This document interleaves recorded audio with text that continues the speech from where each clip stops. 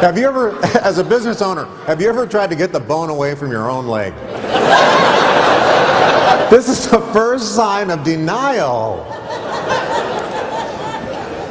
You cannot limit your future income by celebrating yesterday's profits.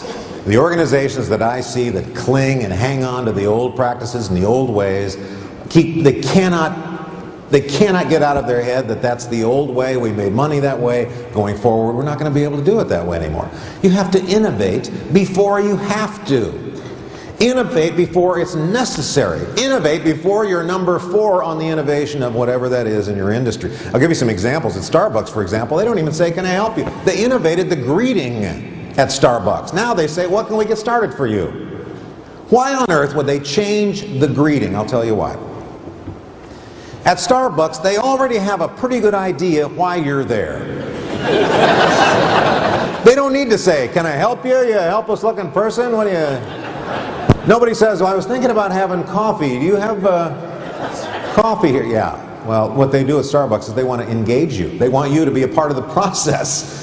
They're respecting you. They know how much room you want, and if you want soy or cream, do you want it hot, do you want it cold, do you want it mild, do you want it medium, do you want it dark? They are carrying you along the way. You tell us how we can serve you. We've taken that to AutoZone. Now, we've taught the guys at AutoZone, this is what they're supposed to say when you walk in. Hey, what are you working on today? That's engaging. Nobody goes to an AutoZone store to window shop. They have a problem. And this way, now we're partners in this process. Larimar Apartment Homes manages 55,000 units throughout North America. Here's their problem. They lose $5 million a year in pet deposits because people lie. People say, oh, I have a small dog or a cat. I'm not going to tell them I don't have it. It's not that big a deal. Even small pets, as I personally know, can cause a lot of damage. So they put this out at the big meeting. There's 1,000 people in the room, all the managers are there, and the CEO stands up at the podium and says, here's our problem, we have $5 million in losses here to this. Does anybody know how we can get our pet deposits? Anybody at all? And a hand goes up about midway back in the crowd. Guy from Tulsa, Oklahoma. I'm always getting my pet deposits.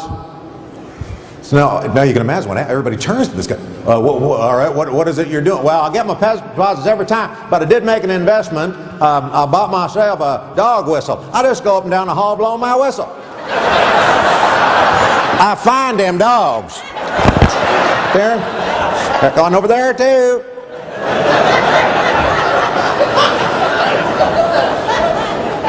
You know what this is? This is a fabulous example of underthinking the problem. A dog whistle?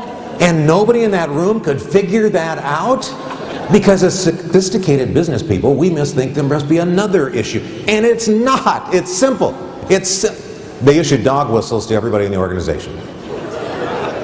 They've retrieved over $3 million in 10 months. They've got their managers walking up and down the hall blowing their whistles. You got a pet. No, I don't. There he comes up to the door.